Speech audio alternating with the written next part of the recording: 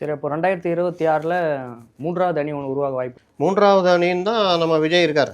அவர்கிட்ட என்னென்னா ஒரு கட்டமைப்பு இல்லை. ஏதோ ஆடு மாடை பற்றி விட்ட மாதிரி அப்படியே திரியிறாங்க. இந்த ஆணவ கொலையில் கூட வாயை திறக்கலை. அது ஆணவ கொலையான்னு கூட அவருக்கு தெரியாது. அப்படி ஒன்று நடந்துச்சான்னு கூட தெரியாது. இன்றைக்கி இருக்கிற தேவைக்கு அதிமுகவோட ஒரு கூட்டணி, அது என்ன தான் பிஜேபி கூட இருந்தாலும் இப்போ இவர்கள் உருட்டுறாங்கல்ல, காங்கிரஸுக்கும் எங்களுக்கும் உடன்பாடே கிடையாது, மார்க்சிஸ்ட்டுகளுக்கும். ஆனால் நாங்கள் திமுக கூட்டணியில் இருக்கோம். ஒரு கருத்து மதவெறி பாஜக வீழ்த்தணும்னு நாங்கள் இருக்கிறோம் அப்படின்னு சொல்கிறாங்க. இன்னைக்கு கூட முத்தரசன் பேட்டி கொடுக்குறாரு. ஆனால் மாறுபட்ட வேறுபட்ட கருத்துக்கள் இருந்தாலும் நாங்கள் ஒரு கூட்டணி. அந்த மாதிரி இப்போ பாஜகவுக்கு இவர்களை வீழ்த்தணுன்றது, ஏடிஎம்கேக்கு இவர்களை வீழ்த்தணும், எங்கள் எதுவும் இவர்களை வீழ்த்தணும். அதே நேரம் ஒரு 20 எம்எல்ஏ 25 எம்எல்ஏ 8%னா அதுக்குரிய மரியாதை இருக்கும். அப்போ ஒரு 20 எம்எல்ஏ ஜெயிச்சு வந்தால் நாம் தமிழர் கட்சிக்கு ஒரு 20 எம்எல்ஏக்கள் இருக்கிறாங்கன்னா அதுக்குரிய மரியாதை தனியாக இருக்கும். இவர்களுடைய தமிழ் தேசிய கொள்கையும் பெரிதாக வெளியிலையும் பேசப்படும்.